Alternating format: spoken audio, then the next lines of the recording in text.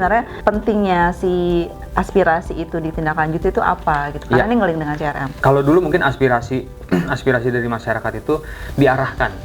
Bapak Ibu kalau punya pertanyaan atau ada yang perlu dikonsultasikan, datang ke sini ya. Nah kalau sekarang modelnya Bapak Ibu kalau ada aspirasi monggo disampaikan kanal yang menurut Bapak Ibu paling nyaman.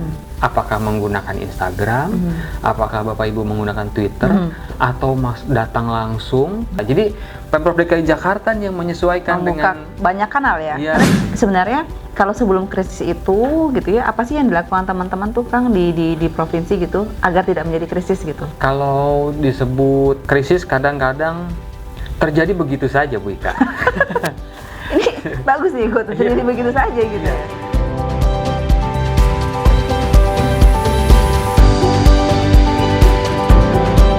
Disiarkan dari kantor Wali Kota Jakarta Pusat. Inilah dia, J Podcast. Podcastnya Jakarta Pusat.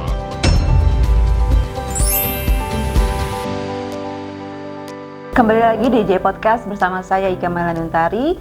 Sohib Jakpus, hari ini kita kedatangan tamu spesial saya dari Dinas Komunikasi Informatika dan Statistik Provinsi DKI Jakarta, Pak Syali Gestanyon. Pak Syali ini adalah Sohib Jakpus, ketua namanya sekarang, ketua subkelompok pengelola opini dan aspirasi publik. Panjang sekali ya nama seksinya ya, nama subkelompoknya. Tapi tusinya ternyata lebih panjang lagi. Nah, hari ini kita mau ngobrolin tentang gimana sih caranya Pemprov DKI Jakarta itu memonitor berita di media massa yang ada TV, ada cetak, ada online, dan ada media sosialnya. Kemudian kita mau tanya-tanya sedikit yang seru-seru tentang krisis komunikasi. Emang benar di Pemprov DKI Jakarta itu krisis komunikasi setiap hari gitu ya. Nah, bersama saya sudah ada Kang Syali, saya nyebutnya Kang ya. Boleh Ibu. Siap. Apa kabar Kang? Alhamdulillah baik, sehat, masih beraktivitas seperti biasa. Semoga semuanya sehat ya, Insya Allah. Nih, Kang Syali kan pelari juga ya? Dengar-dengar udah pernah lari dari Bogor ke Jakarta ya? Udah tahu dari mana ya Bu? Dengar dari mana Ibu? Oh, aku berarti ya? Isu. Kang Syali, terima kasih sudah hadir ya pada hari ini. Terima kasih sudah diundang Bu Ika. Kita mau ngobrol-ngobrol serius tapi santai nih Kang di J Podcast hari ini. Jangan susah-susah ya Bu Ika. Jangan susah-susah ya. Iya, nanti kalau susah bisa jawab. Sohib Jakpus nih banyak banget yang pengen tahu nih Kang gitu ya, khususnya mungkin kita mau berbicara kepada teman-teman para pejabat di Jakarta Pusat dan netizen di Jakarta Pusat ya, yang pengen tahu sebenarnya seksi POAP itu, kalau disingkat POAP ya Kang ya? POAP ya. POAP. Pengelola opini dan aspirasi publik gitu ya. Tusinya tuh sebenarnya apa sih Kang? Tusi kalau kita bicara tupoksi mungkin panjang. Sohib Jakpus ngerti tusi ya. Tusi ya. Kita anggap sudah mengerti semuanya ya. Jadi tusi itu job desk lah kalau di swasta mungkin ya. Nah, netizen mungkin teman-teman juga bertanya-tanya, ini pemerintahan sebetulnya mereka itu ngawasin nggak sih apa yang namanya media sosial gitu ya, terus juga media online, media dan lain-lain gitu. Karena kita tuh kalau misalkan bicara terkait dengan PR gitu ya, kehumasan itu pasti yang oke itu pasti dari perusahaan-perusahaan besar gitu. Ini kalau pemerintahan ini sebetulnya mereka mantau apa nggak sih? Nah, mungkin sekarang kita buka nih ya, bahwa sebetulnya pemerintah itu nggak cuma hanya Pemprov DKI Jakarta ya, semua pemerintahan daerah khususnya kementerian juga ya, itu melakukan pemantauan, pasti melakukan pemantauan, baik itu media massa, kan sekarang ada dua ya, media massa, terus yang new media sekarang yang memang fenomena itu adalah media sosial. Nah, media sosial ini memang yang sedikit lebih dinamis daripada media massa gitu. Nah, kita melakukan itu. Jadi kalau misalkan ada yang nanya nih ya, netizen atau Sohib Jakpus nanya, tuh kalau Pak Sali atau Bu Ika tuh yang di humas itu kerjanya ngapain sih? Kita mainin Twitter. Kerjanya mainin media sosial. Iya. Kita mainnya mainin Instagram, mainin Twitter, mainin Facebook dan lain-lain. Itu memang jadi keseharian. Enak nggak? Enak kalau sehari 2 hari. Tapi kalau misalkan kita laksanakan bertahun-tahun gitu ya, sampai kita tahu plotnya, kita tahu alurnya, kita tahu karakteristik, sampai psikologi media sosial kita harus pelajari juga. Itu jadi sesuatu yang serius gitu. Jadi bukan kita anggap sebagai sambilan gitu ya. Hobi. Tapi ini ya hobi gitu. Bagi sebagian kita kalau di luar mungkin ya itu hobi gitu ya, karena kita Waktu luang gitu ya. Kalau waktu ini luang. Kalau waktu ini luangnya kerjaan gitu. Kalau kita ngelihat mungkin saya posting ini yang menurut kita mungkin untuk istilahnya terkait dengan individu kita, terkait dengan pribadi kita ya, personal. Tapi ketika kita masuk ke ranah pekerjaan, yang harus kita kerjakan adalah branding si pemerintah gitu. Jadi sebenarnya kalau yang dimonitoring oleh POAP dan Kang Syali itu media sosialnya, media cetaknya ada berapa, online ada berapa, TV-nya ada berapa sih Kang tiap hari? Jadi sebetulnya untuk media itu kan khususnya online ya. Online itu berubah-berubah. Nah, ini yang perlu disclaimer. Kalau cetak sama TV itu ya lebih tetap lah ya. Mereka jumlahnya juga nggak banyak. Nah, kalau media cetak kita 18 media yang memang sudah kita pantau untuk media cetak, tapi sepertinya banyak yang menghilang sekarang karena banyak yang gulung tikar ya? Atau pindah ke bermigrasi ke media digital. Bermigrasi jadi media, dia banyak yang menggunakan e-paper sekarang. E-papers. Jadi udah sifatnya udah digital mereka. Nah, karena mungkin di lapangan juga sudah sedikit ya yang kayaknya beli koran tuh kayaknya sekarang udah ada semua kok di HP gitu. Jadi nggak perlu beli cetak lagi. Nah, itu yang membuat mungkin mereka jadi pertimbangan juga. Kayaknya kita migrasi aja deh jadi online, jadi digital gitu. Nah, rate-nya lebih murah juga sebetulnya. Saya nggak perlu buka ya rate-nya ya, tapi kalau 18 koran itu ya. 18. Mungkin ada sekitar 40% yang sudah migrasi sekarang. Jadi kita berlangganan media e-paper gitu ya secara digital. Nah, kalau TV kita memantau 16 channel. Nah, itu sudah kita kurasi juga. Berarti 18 ada orang yang baca semua berita dari 18 koran itu gitu ya. Terus ada orang yang nontonin 16 channel TV itu ya. Sebetulnya kalau satu orang bisa kalau orang kita bilang siwer.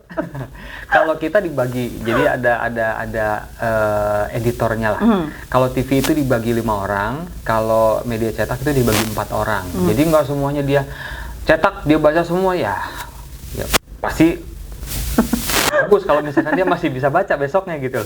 Kalau TV ya dia memang editing semuanya, terus dia cut dia jadikan, terus kita masukkan ke dalam sistem semuanya. Oh, ada sistemnya. Ada sistemnya, analisaberita.jakarta.go.id. Nah, kalau yang agak sedikit karakteristiknya lebih agak dinamis itu media online memang, karena itu hitungannya detik dia.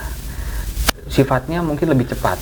Dinamis sekali ya. Dinamis banget gitu. Jadi ketika isu sekarang up sekarang ya, detik ini juga dia harus naik gitu. Jadi dia nggak menunggu waktu lama untuk istilahnya redaksinya mengkurasi hasil wartawannya gitu ya. Terus juga dia harus mengedit dan lain-lain. Mereka udah by phone aja. Ini ya udah naik sekarang. Makanya tidak se-in-depth cetak biasanya berita-berita di online itu, dia hanya judul, kadang-kadang judulnya sudah menjelaskan isinya gitu, kadang-kadang seperti itu ya. Jadi ketika kita baca judul, kira-kira baca ini seperti ini. Nah, kita lihat dalamnya tuh. Nah, itu paling 1, 2, 3 alinea itu udah selesai gitu. Dari sub headline-nya udah terjawab semuanya ya. Makanya rata-rata online media yang punya online dan punya cetak itu dia up dulu di online, besoknya baru in-depth-nya di cetak biasanya seperti itu. Apalagi kalau untuk khusus isu-isu yang memang sepertinya berat dan memang harus secara detail dijabarkan, dijelaskan gitu. Nah, itu seperti itu.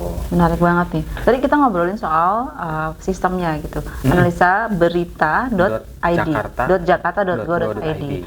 Itu kalau karena kita kan udah pernah baca ya, kalau orang dalam gitu ya, orang dalam ceritanya. Ordal. Nah, kalau misalkan orang lain mau tahu, ini kayaknya sama persis kayak kita zaman dulu SD punya clipping, buku clipping gitu yang disusun. Tapi kalau ini sistem gitu Kang ya? Ya, base-nya emang clipping. Dulu mungkin cut and glue ya, potong, tempel. Nah, kita terus tumpuk-tumpuk tuh, nanti kita jilid gitu ya. Nah, kalau misalkan saya nih di kantor nih ya, saya di kantor punya puluhan pimpinan, ya artinya dari pimpinan saya, pimpinan tertinggi gubernur, wakil gubernur, sekda dan lain-lain, semuanya butuh tuh yang namanya clipping. Nah, kalau misalkan semuanya ini berarti saya harus ngejilid berapa puluh tuh. Nah, itu yang disebut kurang efisien dan memang bukan ini ya, artinya kita harus ada efisiensi lah dan ada dari segi inovasi biaya. Ada inovasi Mhm. juga, makanya kita sekarang beralih nih, yang dulunya mungkin di cut and glue, sekarang kita menggunakan semuanya transformasi digital. Kan perintah dari Pak Presiden juga ya, sekarang arahnya transformasi digital. Oke, semuanya kita digitalisasi gitu. Dan ini Termasuk bisa dibaca pembuatan oleh website. semuanya APD. Siapa aja yang bisa baca sih Kang? Yang bisa buka? Saat ini sih masih internal. Internal tuh Masih siapa aja internal. berarti dia? Dari OPD, terus juga dari BUMD, termasuk dari kita sendiri gitu. Kecuali ada yang request ya, pihak-pihak tertentu yang memang terafiliasi sama Pemprov DKI, kita bisa bukakan aksesnya. Berarti kayak misalkan kalau di Jakarta Pusat, Pak Wali, Pak Wakil, asisten, Sudin-Sudin itu sebenarnya mereka sudah punya akun ya? Sudah punya akun, dan memang beberapa adminnya sudah secara rutin itu update. Tapi sekarang sebetulnya kita tidak, istilahnya kalau dulu mungkin kita sediakan clippingnya ya. Kalau sekarang clipping itu kita perlakukan sebagai arsip di belakang nih. Kita taruh di belakang dulu nih sebagai indexing berita aja. Nah, yang kita suguhkan ke pimpinan itu sekarang udah brief. Oh, briefnya. Ya, jadi enak kita- dong, lebih enak. Ya, Nggak perlu baca koran Nah, panjang-panjang lagi. Ya, kalau dulu mungkin kalau buah itu baru dikupas gitu.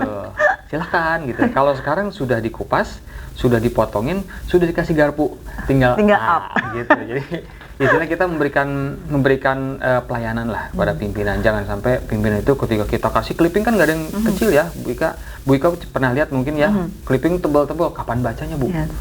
Nah, artinya kita harus mensarikan itu semua gitu. Artinya dari sekian banyak itu kita bisa cari, kita formulasikan ya, kemudian kita dapat mungkin sarinya tuh apa sekarang, isu trendingnya apa sekarang, terus kita kasih rekomendasinya, sentimennya seperti apa kayak gitu. Dan bisa dikerucutkan dengan spesifikasi ya, kayak misalkan mungkin kalau Jakarta Pusat, keywordnya Jakarta Pusat, yang keluar adalah berita Jakarta Pusat semua gitu ya Ya. Kang ya. Kalau misalkan saya dari dinas KPKP misalkan pertanian, pertaniannya keywordnya nanti yang berita tentang Berita pertanian itu tentang- doang yang keluar gitu ya. Berarti bisa spesifik gitu kan ya. Untuk yang login ya. Untuk yang login, betul. Maksudnya untuk kayak para pejabat dan para ASN kita yang menggunakan Ya. gitu kan. Jadi sebenarnya udah nggak ada alasan untuk tidak up to date dari berita media massa Betul manapun sekali. gitu sebenarnya. Betul. Oke, menarik banget, Kang. Kalau misalkan kita berlanjut gitu ya, ada berita media massa, ada juga di media massa itu kan kadang-kadang ada yang si aspirasi warga, saran warga gitu ya, kayak di misalkan di salah satu koran gitu kan. Itu masuknya ke tusinya Kang juga atau ada di CRM nih? Kalau teman-teman kan kalau ASN taunya CRM ya. respon ya. Di Jaki kalau misalkan masyarakat itu, kalau misalkan kita melapor ada yang mungkin genangan, pohon tumbang atau apa di Jaki. Nah, kalau di media massa itu masuknya ngeling juga nggak sih ke CRM tuh Kang? Ya, jadi tadi POAP namanya ya, pengelolaan opini dan aspirasi publik. Jadi mungkin Sohib Jakpus harus membagi dua dulu nih terkait dengan opini dan aspirasi gitu.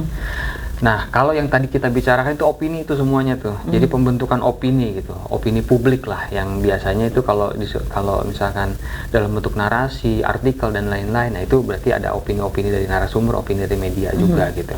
Nah, kalau aspirasi itu murni aspirasi itu murni yang keluar dari masyarakat gitu. Curhatan hatinya masyarakat. Bisa dalam bentuk pertanyaan, bisa dalam bentuk pernyataan ya, bisa bentuk kritikan, bisa dalam bentuk termasuk juga apresiasi itu sebetulnya aspirasi. Betul. Jadi nggak yang hanya yang negatif ya. Orang tuh taunya kita aspirasi yuk. Nah, kalau udah ngomongin aspirasi pasti negatif gitu loh, demo lah apa, menuntut ini menuntut itu, ini salah itu enggak. Sebetulnya aspirasi itu bisa dalam bentuk yang positif. Artinya kalau misalkan melihat gitu ya, Pemprov DKI udah buat ini kok pembangunan itu, jadi jangan dilihat yang masih negatif kurangnya gitu. Kita tuh sudah membangun banyak juga, coba diapresiasi. Nah, itu sebetulnya aspirasi juga. Aspirasi gitu. juga. Ya, kita sering banyak kok dapat dari media gitu ya, masuk, Pak, terima kasih ya kepada dinas ini gitu ya, kita sudah dibuatkan ini bla bla bla bla. Itu sering kok kita dapat. Sudah tindak lanjuti ya. gitu ya mungkin ya. Nah, itu mungkin kita harus biasakan ya kepada teman-teman, termasuk diri saya sendiri nih, jangan suka ngelihat yang negatifnya aja. Kita harus mengapresiasi juga gitu kalau misalnya ada yang positif. Terus tadi lupa saya, jadi kebanyakan yang itu ya. Pertanyaannya tadi. Pertanyaannya tadi aspirasi adalah, tadi tuh ngeling nggak sih dengan Betul. CRM? Jadi- Karena ini soalnya yang nonton kan mungkin pejabat-pejabat aparatur di Jakarta Pusat ya, Jakarta Kang ya Pusat, gitu. Jadi iya, sebenarnya iya. pentingnya si aspirasi itu ditindaklanjuti itu apa gitu? Karena Iya. ini ngeling dengan CRM. Iya, jadi aspirasi kalau dulu mungkin aspirasi aspirasi dari masyarakat itu diarahkan. Masyarakat itu Bapak Ibu kalau punya pertanyaan atau ada yang perlu dikonsultasikan datang ke sini ya. Jadi kita yang menyediakan kanalnya, dia datang ke situ. Nah, kalau sekarang modelnya Bapak Ibu kalau ada aspirasi monggo disampaikan kanal yang menurut Bapak Ibu paling nyaman. Apakah menggunakan Instagram, apakah Bapak Ibu menggunakan Twitter, atau datang langsung, atau misalkan dia banyak kanal-kanal lain yang disediakan oleh Pemprov DKI Jakarta. Jadi Pemprov DKI Jakarta yang menyesuaikan Membuka dengan banyak kanal ya. Iya. Ada 13 kanal kalau nggak salah Kang ya.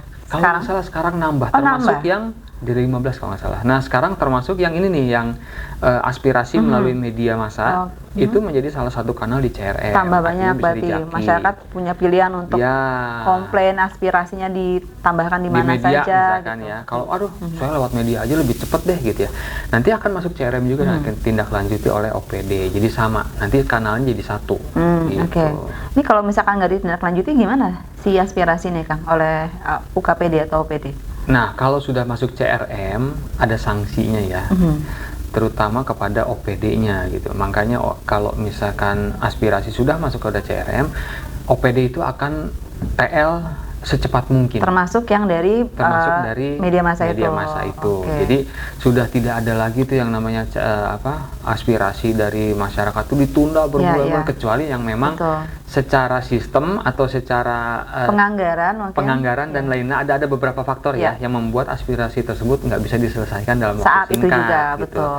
Nah, nanti dari situ berdasarkan pengkajian Biro Pemerintahan nanti akan memberikan rekomendasi bahwa aspirasi ini harus ditunda dan lain-lain, itu masuk ke dalam aspirasi yang tertunda gitu.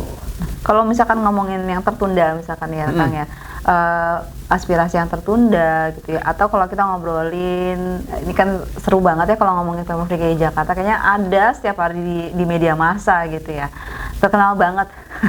Ibu kota yang sebentar lagi katanya bukan ibu kota. Tapi masih terkenal. Tapi masih tetap terkenal. Karena kita mau jadi kota global, Kang. Ini sekaligus promosi soalnya. Amin. Amin. Jadi banyak banget krisisnya gitu. Sebenarnya bukan krisis itu kan banyak definisinya ya, Kang ya, gitu kan. Terus alasannya juga banyak gitu. Definisinya ini si POAP ini kalau nggak salah jadi salah satu provider dari definisi POAP, dari definisi krisis itu sendiri gitu ya. Karena krisis itu kan salah satu asal muasalnya dari pemberitaan yang dimonitoring ya Kang ya. Ini kalau dari Kang Sally sendiri itu gimana sih mendefinisikan dan memfilter si krisis itu? Ya, bicara krisis ini menarik sebetulnya. Krisis ini buat pemerintahan mungkin bisa dibilang baru lah. Karena di Permenkominfo 8 juga baru keluar di tahun 2019. Gitu. Nah kita secara administrasi itu sedang melakukan pembenahan di manajemen krisis ini gitu, secara administrasi ya. Tapi pada dasarnya pengelolaan manajemen krisis ini sendiri itu sebetulnya sudah dilaksanakan sebetulnya dari jauh hari sebelum itu dituangkan dalam Permenkominfo ya. Secara tidak sadar kita melaksanakan manajemen krisis sebetulnya.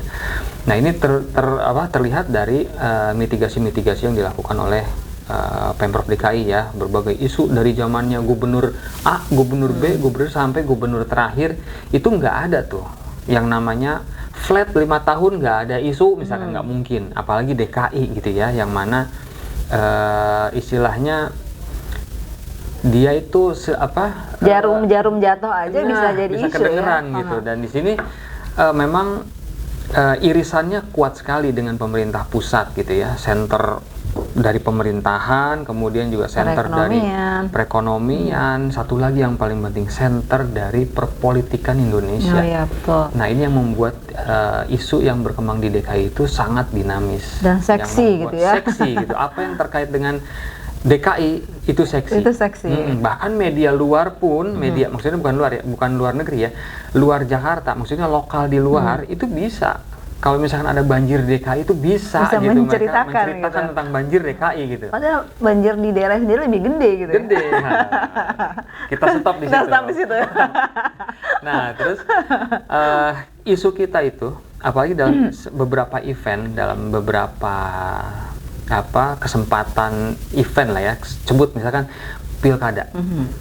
Isu yang terjadi di DKI itu amat sangat tinggi, bahkan bisa menyamai isu terkait dengan RI 1 gitu. Jadi kalau misalkan kita bayangkan ya, regional DKI itu beritanya itu segitu besarnya gitu, sampai jumlahnya itu bisa frekuensinya itu hampir menyamai. Maka dari itu kemungkinan untuk menjadi krisisnya lebih tinggi jadinya. Betul. Nah, kenapa disebut krisis gitu? Ini kalau orang yang bekerja di swasta mungkin udah biasa yang disebut krisis itu apa sih ya? Nah, bedanya kalau di pemerintahan ya, apalagi pemerintah daerah mungkin. Pemerintah daerah. Yang diurusin tuh nggak cuma satu produk knowledge-nya, Bu Ika mungkin paham ya. Kalau misalkan kita krisis nih di swasta, dia produk knowledge-nya apa sih? Dia jual apa? Misalkan Satu produk doang gitu satu produk ya. Ya dia produk knowledge-nya itu. Nah, kalau di pemerintahan produk knowledge dari orang lahir sampai orang meninggal, Bu. Dan di antaranya. Jadi kita nggak pernah tahu itu krisis itu ya bagian yang mana gitu yang akan menjadi krisis. Minimal dari humas itu mungkin harus mengerti luarnya kulitnya dulu lah ya. Krisis yang terjadi minimal kita bisa jawab dulu. Nah, baru setelah itu kita secara detail harus berkoordinasi dengan OPD terkait gitu. Balik lagi ke krisisnya. Definisi krisis itu sendiri. Jadi krisis itu saya mengutip dari Permenkominfo-nya. Kirain Bu Ika dari tahu sih siapa kayaknya. gitu. Dari Permenkominfo-nya 3 kategori sih sebetulnya. Ini udah dihafalin berarti sebelum ke sini ya? Ya, saya baca dulu. Tadi Bu Ika, nanti kita bicara krisis, saya belajar dulu tuh, Bu. Jadi kalau melihat dari kategorisasinya yang termasuk krisis itu di Permenkominfo itu ada 3. Dilihat dari kualitasnya, kuantitas, sama retensi waktu. Kualitasnya berarti dari sentimennya. Kalau kuantitas dari jumlahnya. Terus yang retensi itu mereka menetapkan 3 hari isu tersebut ada di media massa atau dikategorikan sebagai krisis gitu. Kita kulitin satu-satu dikit nih. Yang pertama adalah sentimennya. Ini mungkin bukan semua orang bukan orang komunikasi nih, Kang. Oh iya. Yang namanya sentimen berita tuh apa sih, Kang? Maksudnya seperti apa gitu contohnya? Kalau orang sentimen sama gue gitu ya. Asukan ya kayak Kang Sali nih. Jadi yang disebut sentimen atau tonality itu arah dari persepsi gitu, dari persepsi. Kalau misalkan di sini mungkin sentimen itu ada sentimen positif, ada sentimen netral, ada sentimen negatif. Nah, yang positif biasanya kita report aja. Ini positif maksudnya berita tentang Jakarta itu positif gitu ya maksudnya ya? Gitu, apresiasi lah kalau tadi di itu ada apresiasi. Nah, kalau yang positif biasanya kita lapor ke pimpinan. Pimpinan seneng tuh kalau dapat yang positif. Oh ya, oke. Bagian yang negatif baliknya nggak enak biasanya. Kalau itu banyak tuh, nanti arahannya udah banyak tuh yang harus kita lakukan. Nah, yang netral itu pasti paling banyak karena kalau media massa itu mereka sudah memegang teguh kode etik jurnalistik kan. Ada 2 orang yang diwawancara gitu? Ya, jadi ketika dia clickbait pun, misalkan dia clickbait nih ya, dalamnya itu belum tentu dia negatif. Bisa aja dia sudah mewawancara pihak terkaitnya gitu. Itu membuat pemberitaan itu menjadi berimbang sebetulnya. Jadi cover both sides gitu. Betul. Ya. Nah, itu yang kadang orang tuh kenapa? Kan isunya aja udah negatif. Enggak gitu. Harus dibaca dulu dalamnya. Ketika si media tersebut sudah memberikan cover both side dari isunya sendiri seperti ini, kemudian ada penjelasan dari pihak terkaitnya, itu menjadi netral. Artinya sudah ada jawaban, minimal ada statement gitu. Yang pure negatif itu biasanya dipengaruhi oleh faktor-faktor kepentingan dan agenda setting, entah dari siapa pihaknya. Itu biasanya menjadi negatif. Dan itu yang menjadi concern kita sebetulnya. Nah, kalau nilai jumlah negatifnya itu banyak sekali dari yang biasa terjadi setiap hari, maka kita udah harus waspada. Itu sudah disebut krisis atau alert belum gitu ya? dulu. Belum Sebetulnya dulu. kalau negatif tapi beritanya baru satu nih. Belum. Tapi kalau misalkan negatif kemudian posisinya dia naik terus nih statistiknya, jumlahnya makin banyak. Makin banyak berita Ya, media kita yang udah memberitakan mulai, gitu. Ya, kita udah mulai ini nih. Ditambah kan media sosial. Jangan lupa dari tadi kita belum cerita media sosial loh. Ini lebih dinamis lagi kalau media sosial. Nah, kalau misalkan di media sosial udah negatif semua, krisis lah itu. Gitu. Ya, Itu berarti percampuran antara media massa dan media sosial, tonality dan jumlahnya ya. Kita belum ngomongin soal tadi yang retensi waktunya. Retensi waktu 3 hari itu yang dari Kemenkominfo tadi, 3 hari ya Kang ya, betul ya? 3 hari. Kalau 3 hari di Jakarta udah jadi apa? Bulan-bulanan Kang. Nggak mungkin ya. Kalau di Jakarta tuh mungkin namanya juga daerah khusus ibu kota, kayaknya semuanya serba khusus dan sayangnya tentang krisis juga kayaknya khusus ya Kang ya. Ceritain dikit dong Kang. Jadi kalau saya menangkapnya gini, kenapa harus 3? Retensi itu harus dimasukkan sebagai syarat gitu. Nanti pas pelaksanaannya kita di lapangan nggak perlu 3-3-nya harus terpenuhi. Ketika isu tersebut udah naik dan memang concern dari pimpinan, masa kita Pak belum 3 hari Pak, dibacok saya 3. Kalau nunggu 3 hari sih nunggu 3 hari saya udah kolaps nih. Saya udah selesai dong, kata dia gitu kan. Jadi nggak perlu nunggu 3 hari. Ketika isu naik, kemudian memang sentimennya dinilai negatif, ya udah kita buat brief langsung. Nah, langsung ditindaklanjuti langsung tindak lanjut gitu oleh ada STKP ya namanya di kita di bidang komunikasi publik, ada yang bikin Strakom. Apa itu Strakom? Strategi komunikasi. Nah, strategi komunikasi ini yang menjabarkan kira-kira mitigasinya seperti apa. Mulai dari penentuan poin-poinnya, kemudian materinya yang akan dibuat seperti apa, pemilihan platformnya, rekomendasi untuk merespon itu untuk maksudnya merespon ya. Itu. Termasuk poin-poin ini kepada OPD-nya. OPD-nya kita arahkan juga, hey, kalian jawabannya gini ya, gini. Jangan buka statement terkait dengan ini, jangan ini. Jadi kita ngasih tahu juga. Kalau misalkan dia membuka statement terkait dengan ini akan memancing untuk materi lain. Nah, itu yang diberikan oleh tim strategi komunikasi. Gitu. Kita jadi kerjasama dari saya, rekomendasi brief diberikan untuk dibuat Strakom, kemudian nanti OPD tindak lanjut materinya. Baru nanti tim yang langsung ke media massanya. Oh, berarti POAP nggak bekerja sendiri Kang ya? Banyak terlibat di dalam pengelolaan isu ini. Betul. Sebelum menjadi krisis berarti kan tentu saja dikelola isunya ya Kang. Iya. Mudah-mudahan tidak menjadi krisis gitu kan. Betul. Nah, itu ada siapa aja tuh Kang? Mungkin bisa slightly dijelaskan gitu sedikit. Iya. Kalau yang di provinsi itu ada 6 seksi ya, ada 6 seksi. Kebetulan bukan seksi sekarang namanya subkelompok. Jadi ada 6 subkelompok. Kebetulan satu subkelompok fungsinya POAP itu ya, pengelolaan opini aspirasi publik, di awal dan di akhir. Jadi di awal dia yang monitoring, dia yang warning nih, dia yang alert, hati-hati. Jeder ada krisis, ya udah kita lempar gitu ya. Nah, nanti ada tim yang Strakom tadi, itu beda subkelompok juga. Dia yang merumuskan semuanya tuh. Nanti setelah selesai dari Strakom, itu akan dilempar kepada tim lainnya yang subkelompok ini punya produksi masing-masing. Produksi gitu. apa tuh Kang? Ada infografis ya, itu di satu subkelompok juga. Ada media luar ruang juga. Kalau yang di luar tuh ya, billboard apa sih kayak gitu? Bu Ika tahu tuh? Apa itu? Yang media luar ruang tuh ya, billboard ya? Betul. Apa? Videotron.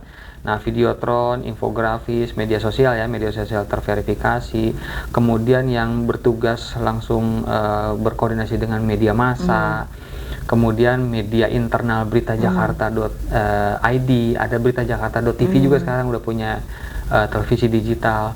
Kemudian yang terakhir ada ke PPID ya. Nah, ini semua kolaborasi setelah dari Strakom tersebut dikirimkan. Mereka semua gerak tuh. Yang kanalnya dipilih oleh salah satu seksi tadi untuk digunakan yang mana yang paling tepat untuk pertama kali gitu misalkan, ya. Pakai Berita Jakarta aja misalkan ya. Ya udah, nanti Berita Jakarta yang akan membuat klarifikasinya gitu. Tapi kalau misalkan rekomendasinya, ternyata Berita Jakarta nggak cukup nih berita nih, harus rilis, harus press conference misalkan, atau infografis di media sosial ini. Kalau misalnya isunya makin ini berapa kali tayangnya misalkan. Nah ini nanti di apa yang tim Strakom ini yang memetakan berapa kali gitu. Sebenarnya kalau sebelum krisis itu gitu ya, apa sih yang dilakukan teman-teman tuh Kang di provinsi gitu agar tidak menjadi krisis gitu? Ya, ada kalau disebut krisis kadang-kadang terjadi begitu saja Bu Ika. Ini bagus nih kok terjadi begitu saja gitu Iya. ya. Karena kita bukan cenayang ya, jadi nggak bisa. Tapi bisa diprediksi dong harusnya Nah, dong. untuk isu-isu yang gejalanya ada, itu bisa kita Kayak prediksi. apa tuh? Misalkan gini, biasanya isu tersebut muncul dari media sosial dulu. Ada pancingan dari netizen. Di sini nih ada flexing, atau jangan flexing deh ya, apa gitu ya. Itu kita angkat yang fluid itu deh. Itu kan, yang aman yang terjadi. Yang aman, yang terjadi. Jadi itu kan berdasarkan aduan sebetulnya awalnya. Ini ada saluran yang tertutup nih. Itu dari medsos. Dari CRM kalau nggak salah ya? Apa Dari dari Jaki itu? saya lupa CRM atau dari medsos ya. Pokoknya masuk dari aspirasi aja ya. Kemudian ditangkap, apalagi kalau misalnya sudah ditangkap oleh anggota DPR. Nah, ini kalau anggota DPRD ya, bukan DPR ya. Anggota DPRD itu eskalasinya cepat sekali gitu. Ketika mereka mengamplifikasi lah ya, ketika dapat info terus mereka infokan lagi, media massa ini udah cepat viralnya. Karena kan beliau-beliau juga punya kewajiban untuk ini ya, menyelesaikan untuk permasalahan itu, warga ya. Gitu. Jadi sifatnya memang saling menguatkan gitu. Kalau krisis disebut bisa diprediksi atau enggak ya, nggak bisa. Yang ada gejalanya itu seperti itu bisa kita prediksi, dan biasanya kita memberikan alert dulu sama tim Strakom. Ini ada dua nih indikator yang kita, frekuensi dan kualitas tadi. Kuantitas dan kualitas.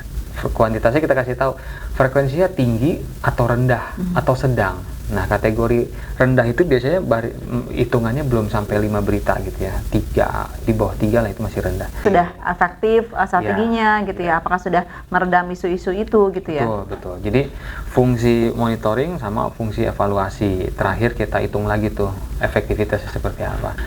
Nah, sekarang kebetulan saya lagi ada satu fitur juga di analisa berita itu terkait dengan manajemen krisis. Jadi nanti dari isu yang terjadi itu bisa dilihat statistiknya. Ketika dia mulai, kemudian peaknya kapan, terus dia tanggal berapa dia turun. Wah, menarik. Gitu, sampai selesai. Big data. Gitu. Ini kayak kemarin nyambung juga nih. Kemarin kita juga ngomongin big data nih di Berat podcast sebelumnya. Kang Syali ini menarik banget perbincangannya. Sayangnya kita cuma punya waktu 30 jam. 30 hari? Tadi udah 30 jam kita ngobrol tadi. 30 jamnya? Nah, kerasa ya. Kang, kita undang lagi ya, kita ngobrolin yang Insya lebih in-depth lagi ya soal si krisis ini. Bu Ika yang datang ke sana nanti. Di sana udah ada studio juga ya nanti soalnya. Kita sediain. Siap. Kalau gitu terima kasih nih Kang. Nanti kita bikin sesi 2-nya karena kayaknya memang menarik. Mungkin bisa lebih segmented ke teman-teman Sohib Jakpus yang mahasiswa ya Kang ya. Yang pelajarannya, mata pelajaran itu tentang komunikasi krisis gitu ya. Karena sebenarnya komunikasi krisis itu dia pelajarannya sebenarnya belum mendetail gitu. Kalau misalnya di kampus, yang akan lebih mendetail yang sudah di lapangan. Iya, gitu. karena kita juga masih belajar juga. Masih terus belajar. Komunikasi soalnya dia dinamis sekali ya Kang ya. Kang Syah, terima kasih sekali lagi nih. Makasih kita banyak, undang lagi Mika. insya Allah nanti untuk kedepannya. Jangan sungkan datang Kang berarti. Oh enggak, saya nggak sungkan. Sohib Jakpus, terima kasih sudah mendengarkan podcast kita pada hari ini. Semoga yang kita hadirkan pada hari ini bisa diterima dan bisa diambil manfaatnya. Sampai jumpa di J Podcast selanjutnya. Sohib Jakpus, sampai jumpa.